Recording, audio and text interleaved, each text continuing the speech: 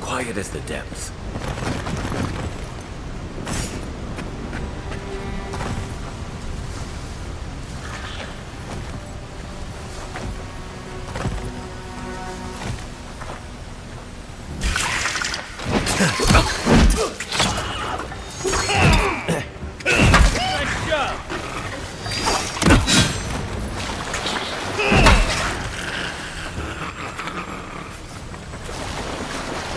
Just like the good old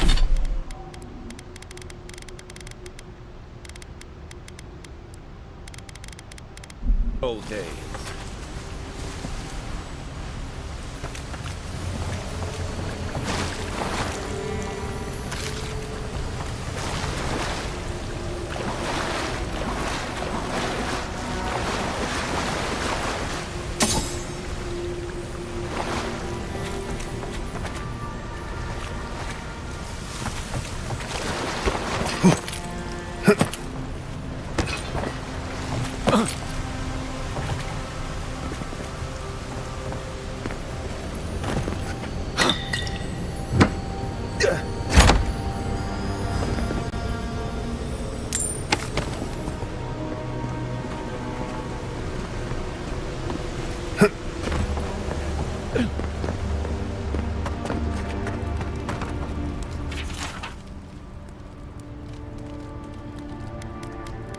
Didn't realize the head of the steel garrote was into antiques.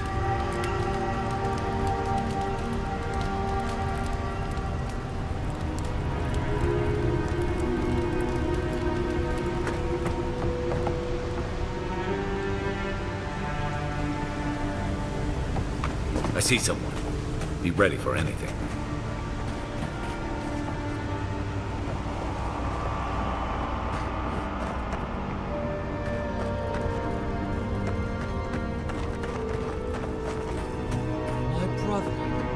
Can it be?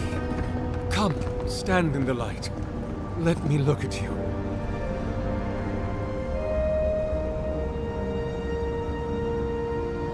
It has been too long. I had feared I was the last of us, but you... Oh, the very sight of you is a balm for the soul. I am the Oracle Sargemus, servant of the once shining god. He whose light has lately dimmed.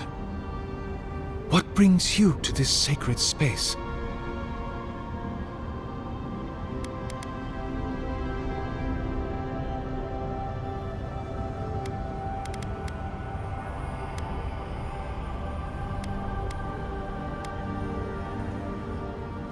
An expedition?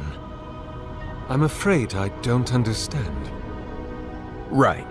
Maps, ropes, pitons, rugged boots, water for days, people down here looking for stuff. I am familiar with the concept, tomb raiding and the like. What troubles me is why they would come here. These ruins are not so different from the many others on this island, except that they are a good deal more treacherous. And this representation of Aethys we stand before, it is the work of my own hands. They could not hope to move it. Do you know what their purpose is here?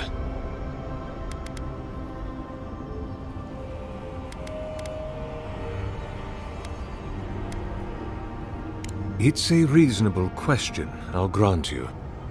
You must understand, This place has seen so few visitors for so long that I often retreat into my private quarters. To read, you understand, or pray, or sleep.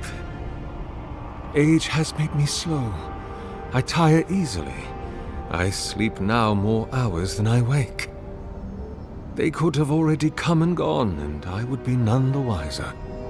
In any case, you haven't told me what it was they searched for. Or do you not know? Ah, the splinter of Aethys. I suppose it was too much to hope they were here to examine these exquisite ruins. Truly, it is their loss.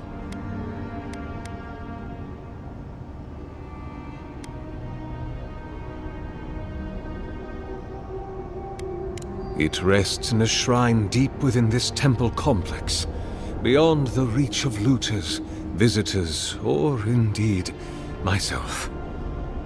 The path to the relic has fallen to ruin. Some sections are flooded, and others are infested with all manner of creatures. Although, perhaps you might assist me with that. Right, here it comes. You see, this construction beside us is no mere statue, but a reliquary I have built to house the splinter of Aethys in its appropriate grandeur. It is nearly complete, and ready for the splinter to be interred. But I can no longer reach the relic on my own. Return it to me, and who knows, perhaps you will meet your expedition along the way.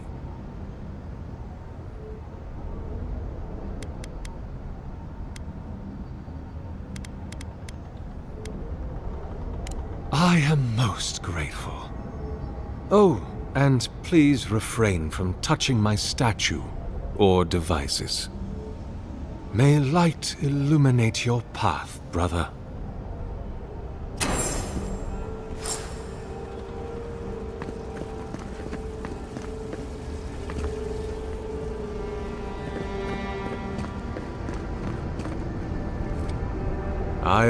To what do I owe?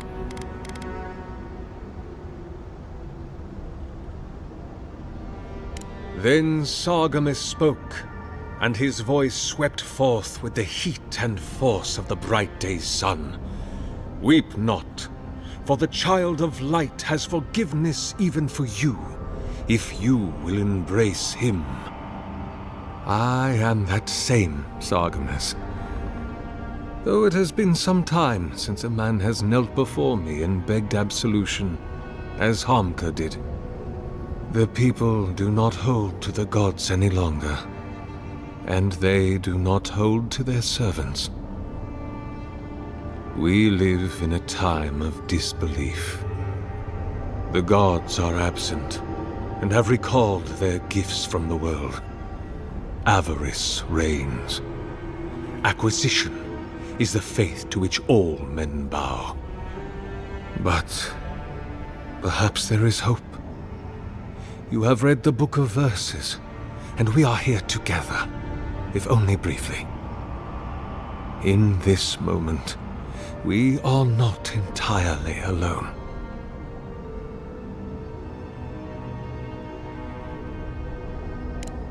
Indeed. It has been my obsession. I suspect it will be my last great labor before this body is returned to the earth, and I am returned to my God. If I am, it is from an affliction that death will not cure. But no, brother, I am only very old. My light is waning. As Aethys' essence leaves the world, I am leaving with him. His essence has kept me alive for centuries, and soon we will enter the longest night.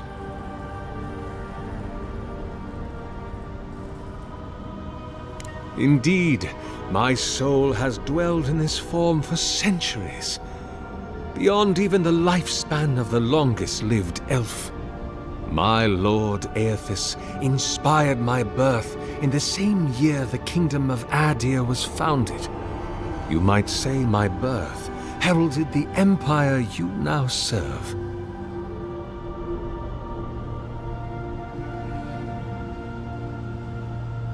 Many, yes. Some that inspired awe, others dread. For a time, I proselytized among the colonists who first settled Ir Glanfath. I held the door of my parish church against an onslaught of Glanfathan raiders, and I watched them fall prostrate before my light.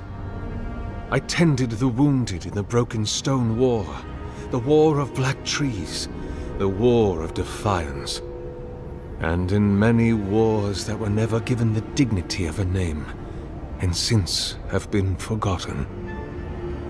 I can hardly recall them anymore.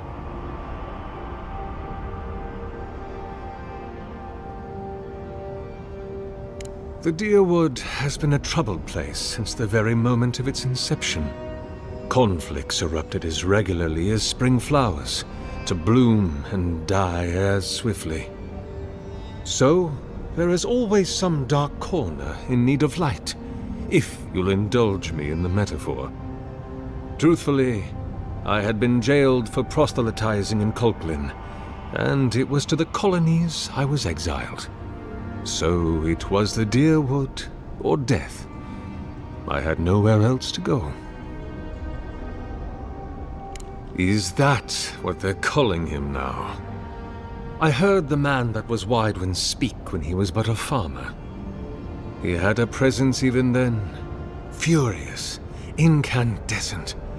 It was astonishing, his power. I wonder, had my lord already made a home in his body by then? Did my lord share with Widewin his plans to wage a pointless, bloody war while wearing the poor man's face? What a grave injustice, to have your body stolen and be made into a saint. Tragic Widewin. Pitiable Widewin. I grieve for what became of him.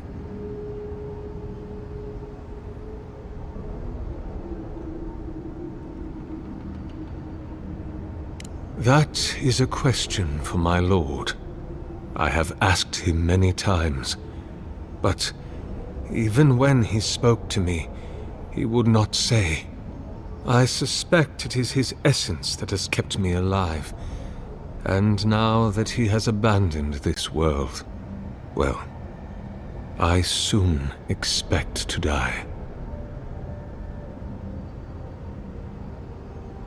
In prayer, in dreams, as I ate and loved and labored, his voice was a constant murmuring in my ear.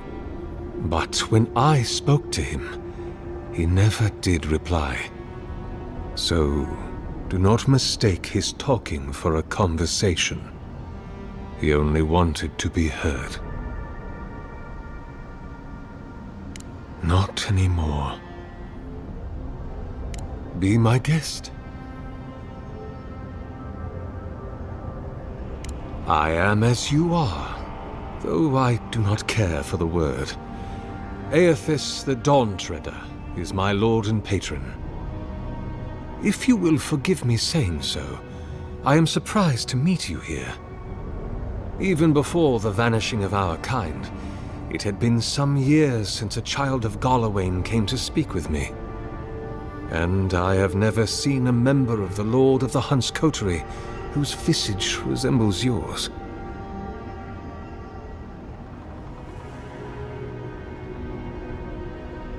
Ah, of course. I should not have assumed. I have had the great privilege to speak with thousands of our kind during my long life. And you do not resemble a single one of them. But if not Galawain, I cannot imagine who else among the Pantheon might have blessed you.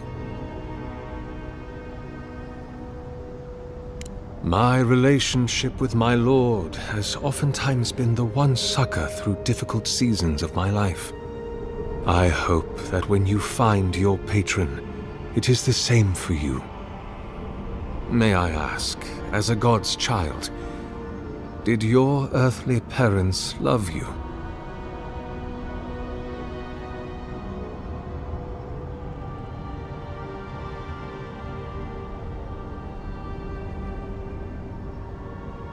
Even many kith untouched by gods are not so lucky.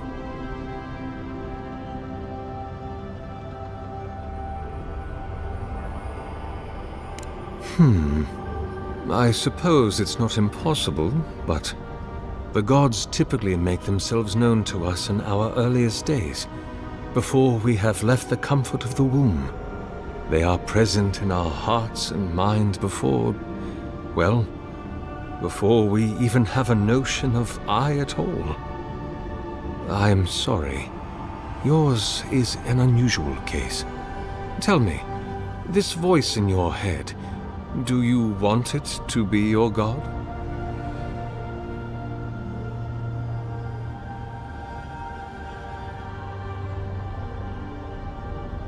Other than a symptom of madness, you mean? You do not seem especially troubled. No more than any kith subject to life's uncertainties. As to what the voice is, if it is unlikely to be a god, I cannot say. It may be a particularly powerful soul attempting to control you, or the echoes of a past life. Perhaps it is the sending of an archmage, or some ancient construct of Engwithan make.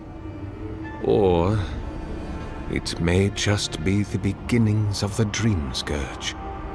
Whatever this voice is, I suspect only an expert in souls can say.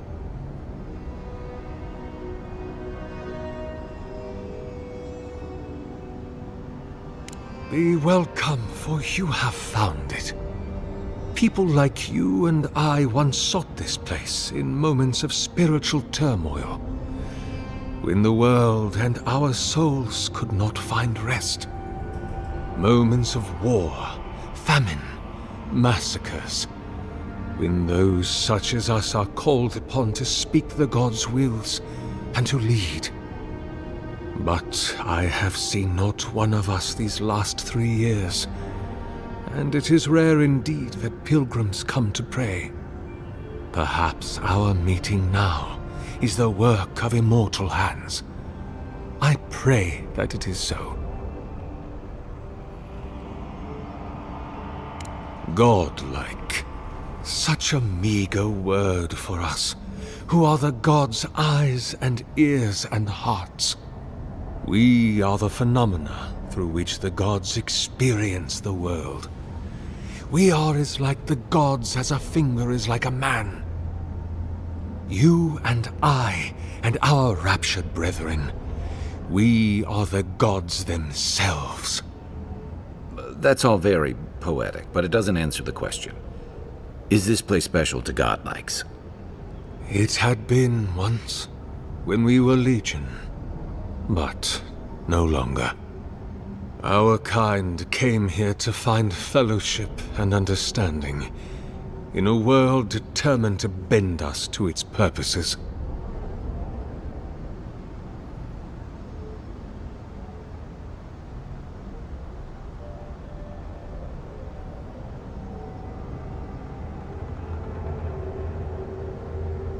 This is a heavy burden you carry, to be beloved of both a god and a god among men. I imagine one cannot help but wonder, did he elevate you for your skills and knowledge, your strengths, your accomplishments, or for what you are? You and I are instruments of a divine will.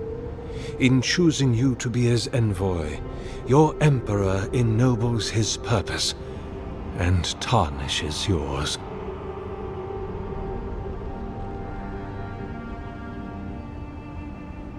There are many theories which the holy and learned of Eora have only just begun to argue. But you did not ask me for theories. Frankly, I do not know for certain. However, I believe the gods are preparing for war. A war of all against all. A struggle between destiny and design. Who yokes the soul of the world? Whose machinations turn the wheel? Who acts, and whom is acted upon? That is the ultimate power, brother. The only power there is. To decide the fate of another, and to make it so. For so long as we have lived, it is the gods who have decided for us. But change is possible, if we are brave enough to want it. And Kith have lately grown very brave indeed. Of course, explore to your heart's content. But please refrain from touching my statue or devices. Go in peace. I will be here if you return.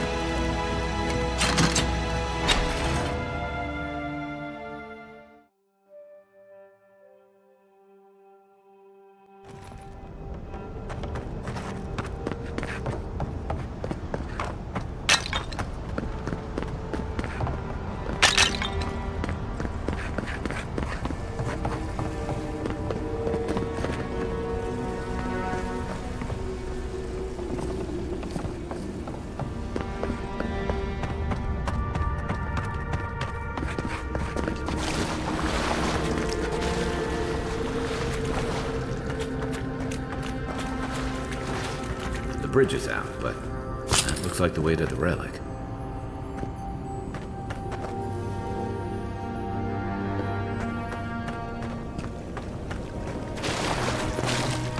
Roots clogging up this tunnel. Almost like they're reaching for something. I see light. I think we can swim through.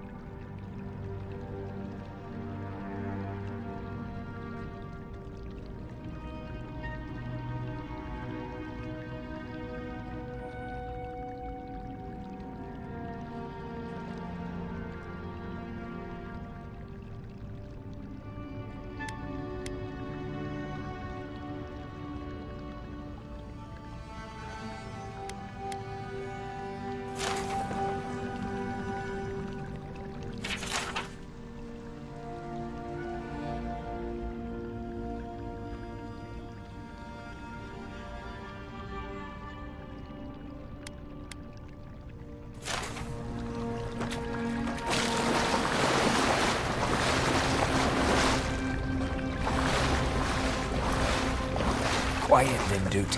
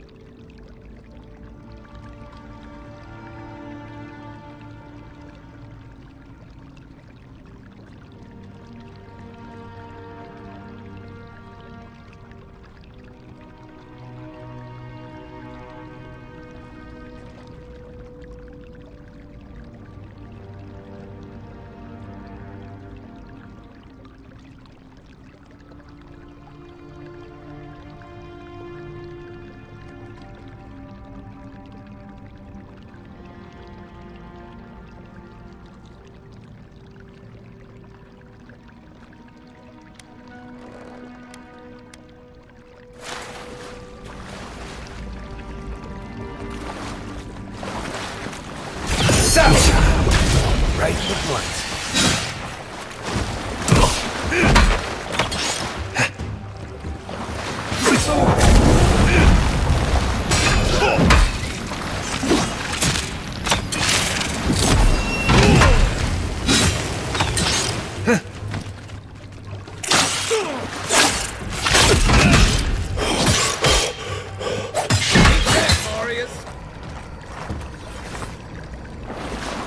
I sprained my shoulder.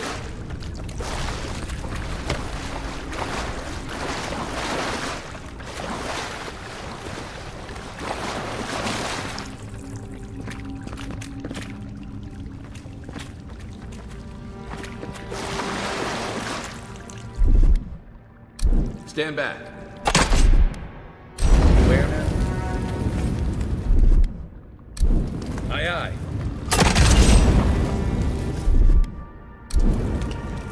Coming in hot.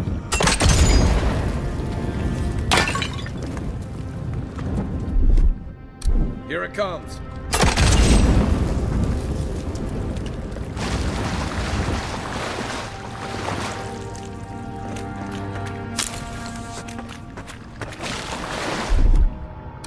Ready, aim.